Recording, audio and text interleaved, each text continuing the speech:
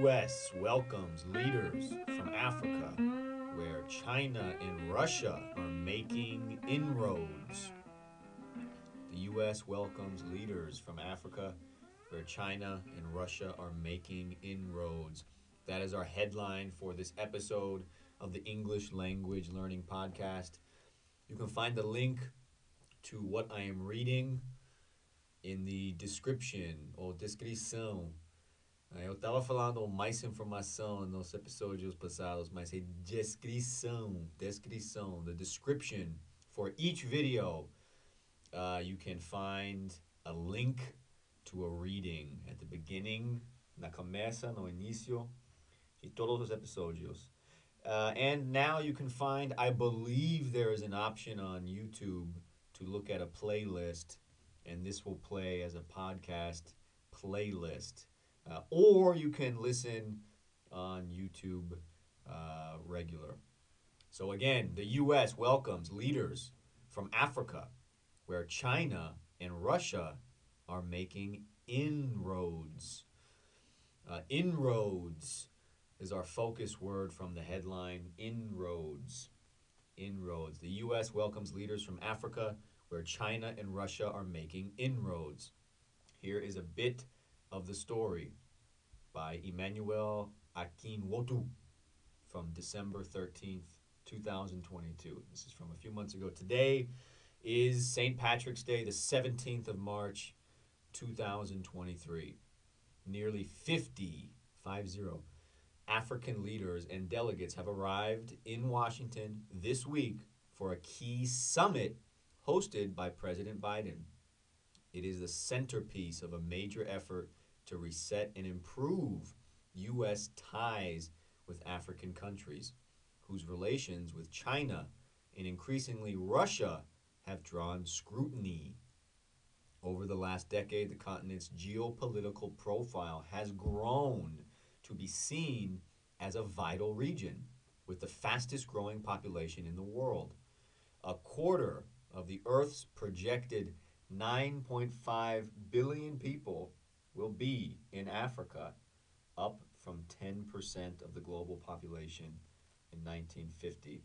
On Monday, ahead of the summit, the White House announced plans to commit $55 billion in economic, security, and health investment in Africa over the next 3 years, as well as naming a new special envoy to focus on these issues. One more paragraph, two more people. While China, Russia, the European Union, Japan, and Turkey have held many similar gatherings with African diplomats, business people, and civil groups, this is only the second such summit the U.S. is hosting in the last 8 years. The meeting was inaugurated in 2014 under President Barack Obama. It is also not clear when the next one will be. Last paragraph. African diplomats have described U.S. policy and engagement on the continent in recent years as drifting, as relations under the last administration were strained.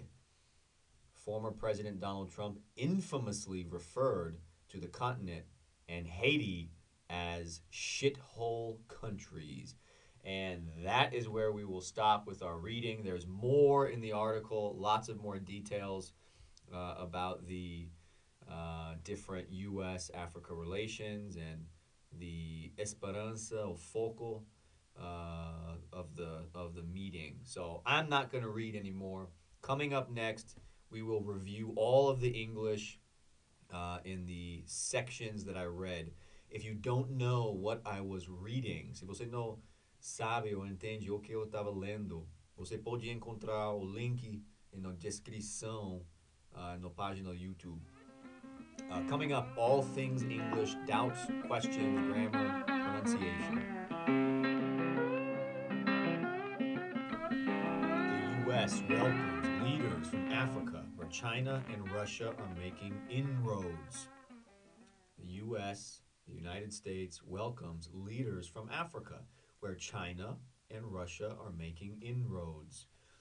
That was the headline that we read. We read a few paragraphs or sentences from the story. You can find the link to what I am reading in the description section on YouTube for each video, for each episode. Let's review the English. We did the reading. Time for the English. To make inroads. To make inroads. China and Russia are making inroads. It's one word. I-N. N as in no. I-N. Roads. R-O-A-D-S.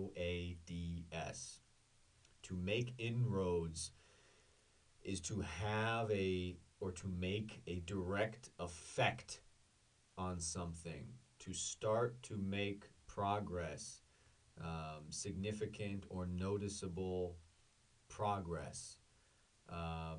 So I would say in Portuguese, fazer incursões, fazer progresso, começar a ter efeito direto e perceptível, to start to make noticeable, observable progress.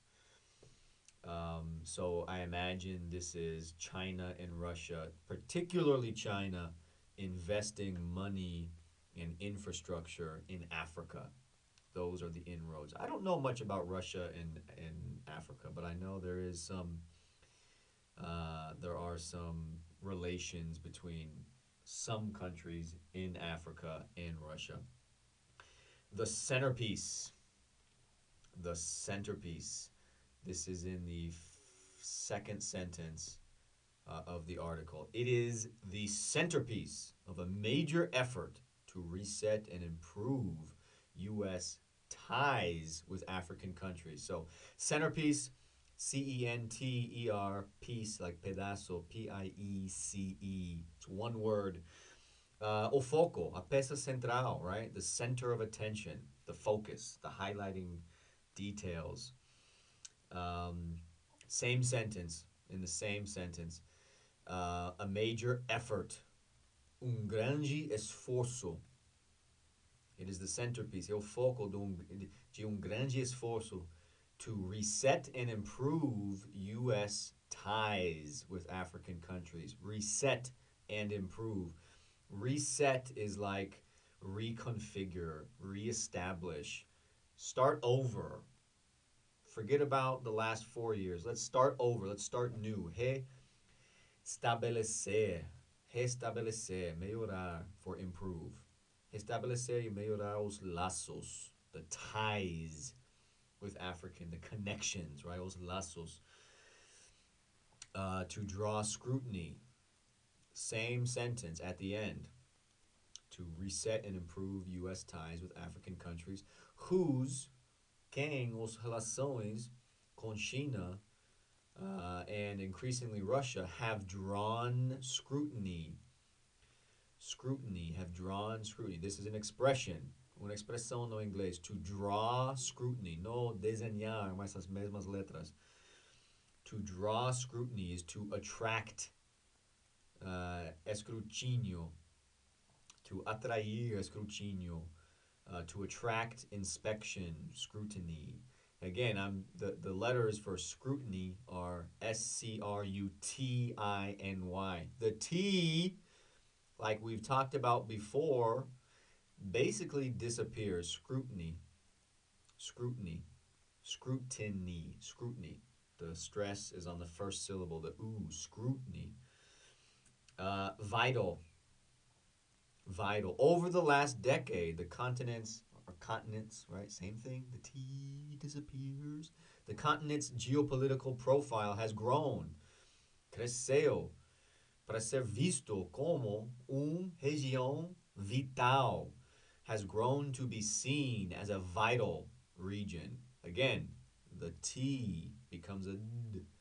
Vital, not vital. This is my sotaque gringo, America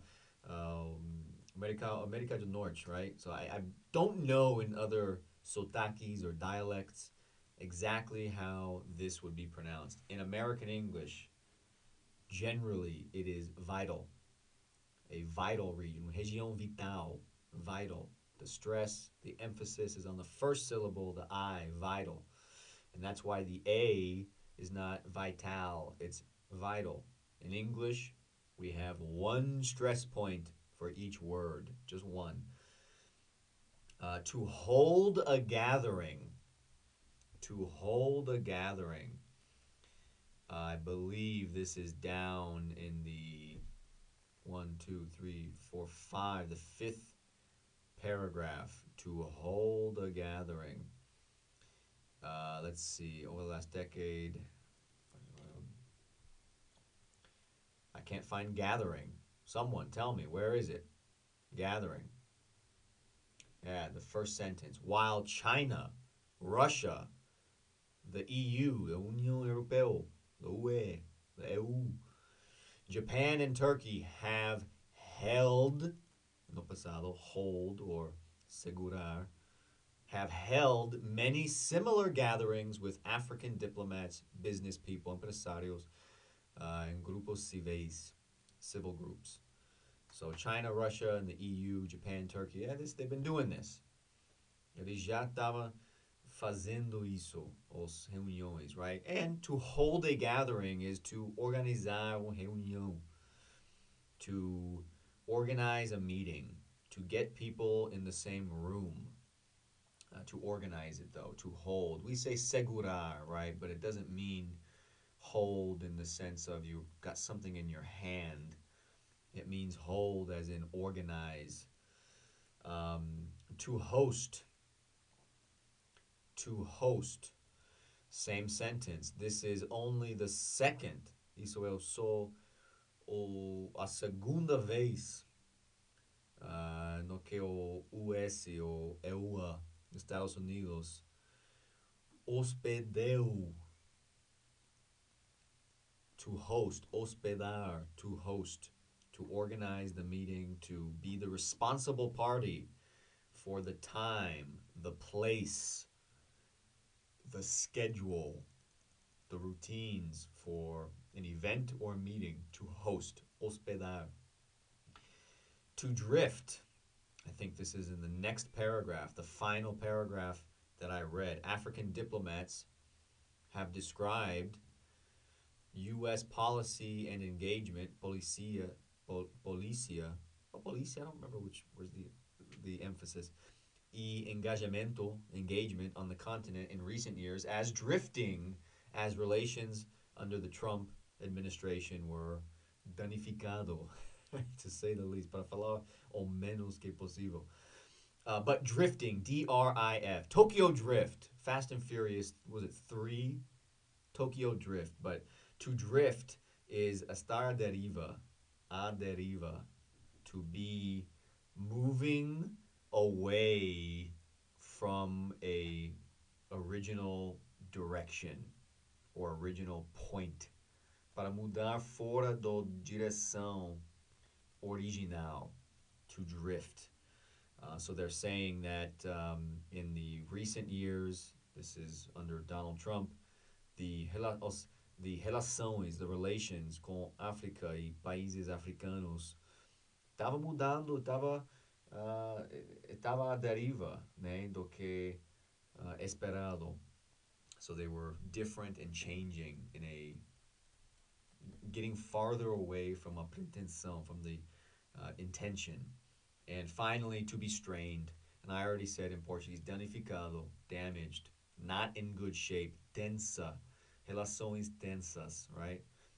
Donald Trump called the African countries and Haiti, or Haiti in English, as shithole countries, países de merda, mais ou menos isso, países de merda, de pessoas de merda. Fucking hell. That is all for the English review.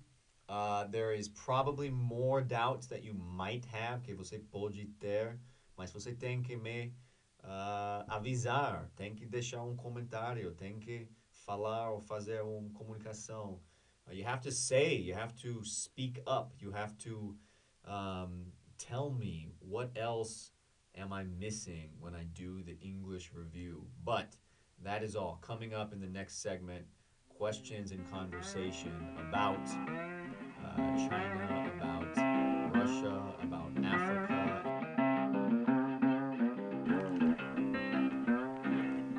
U.S. welcomes leaders from Africa, where China and Russia are making inroads. That was our title, our headline from the article that we read at the beginning segment. If you do not know, se você não entende, se você não sabe onde encontrar o link, you can look in the description section on the YouTube channel for each video. Let's do questions and conversation now about China, Russia, Africa, Brazil, and the U.S. What relationship would you want the Brazilian government to have with the African continent or any individual African nation? What relationship would you want the Brazilian government to have with the African continent or any individual African nation? O que tipo de relações você gostaria ou preferia o governo brasileiro ter como continente de África ou qualquer nação, qualquer estado africano individual? What's your preference? Do you have you ever thought, se você já pensou alguma vez do tema, relações internacionais entre Brasil e África?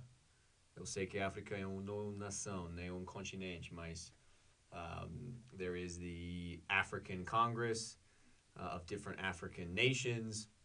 They do business together, and some nations do business more individually. But I have no idea. I'm a gringo from the United States. I have no idea the history between the recent history between Brazil and the African continent, or Brazil and any African nation. So, but the question is, what is your preference? What would you want? Okay, você queria, right? What would you want the Brazilian government to have? What type of relationship? Would you like Brazil to do more business with Africa, investing in Africa,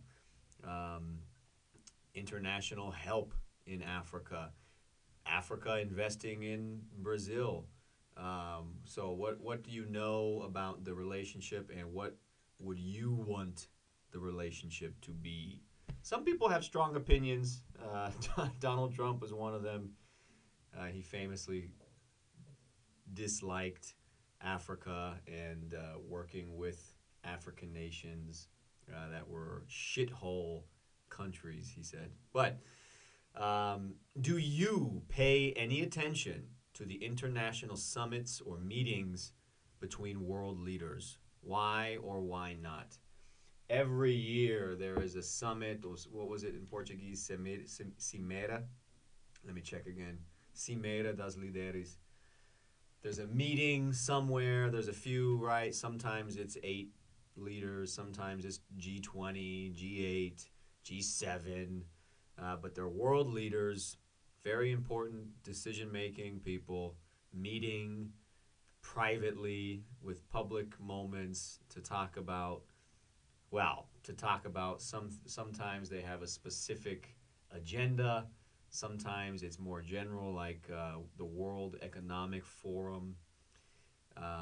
So, do you pay any attention? Se você prestar atenção aos cimeiras internacionais, as reuniões internacionais entre os líderes do mundo, por que sim ou por que não? I do pay attention to this a little bit. I think there's a lot of relações públicas, né? I think there's a lot of public relations about what becomes public and what is happening privately. So I don't pay too much attention because I don't trust the world leaders to be honest about what they're really talking about and what conversations they're having. But I do pay attention. Why do I pay attention? Because I'm interested to see what at least publicly os líderes estão falando que está importante e as mudanças e as direções que o mundo vai ter, né? I like to see what direction different people, what things people think are important to talk about and focus with their money, right? Because a lot of these things they make deals or negotiations, and then they, spend money together on projects, and sometimes it's climate change, sometimes it's a nuclear deal, sometimes it's general economic difficulty, or sometimes it's a pandemic. So, do you pay any attention to these international cimeras? Would you like Brazil to have an important role in these international meetings?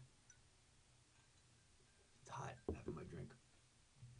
Would you like Brazil to have an important role, papel importante, in these international meetings? I come from the United States. The United States, for better or for worse, almost always has a leading role in these types of conversations and meetings. Sometimes it's exhausting. Sometimes the U.S. has, different interests at home and different interests internationally. That can be frustrating. Um, Sometimes the world expects a certain or particular message from the U.S. Or particular or certain um, assistance, ajuda, assistência, and sometimes it's an uncomfortable position to be in, and especially when it's a conflict between domestic politics at home and politics internationally, and so what about Brazil with Bolsonaro? Basically impossible. Bolsonaro was someone who did not like to um, be. He did not like to negotiate and be friendly with countries that have different politics than him.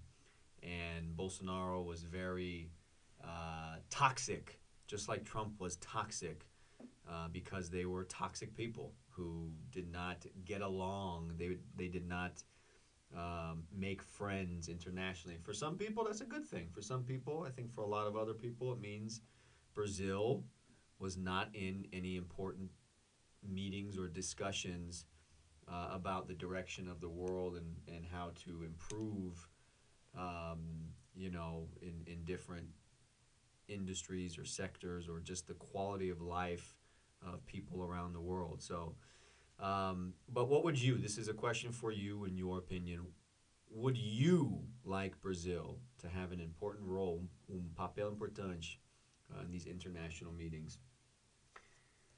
Currently, what is Brazil's role in the international landscape from your perspective? So this is not about your preference or your opinion about o que poderia ser, né? O que poderia acontecer.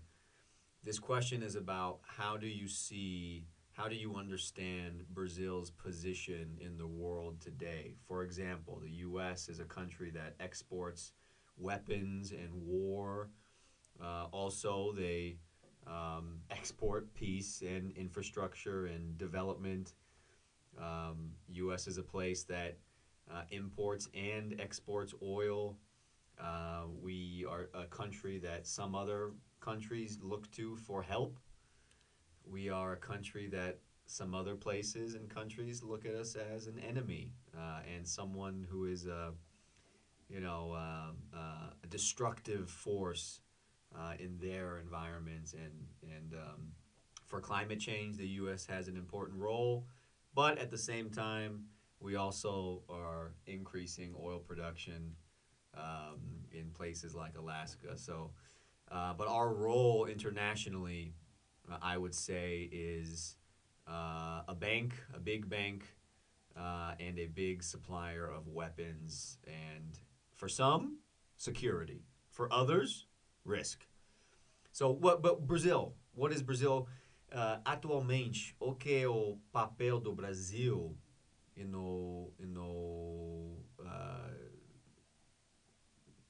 que paisagismo internacional, landscape, I think it's paisagismo, na cena, né, no teatro internacional, atualmente, o que é o papel do Brasil, do seu perspectivo.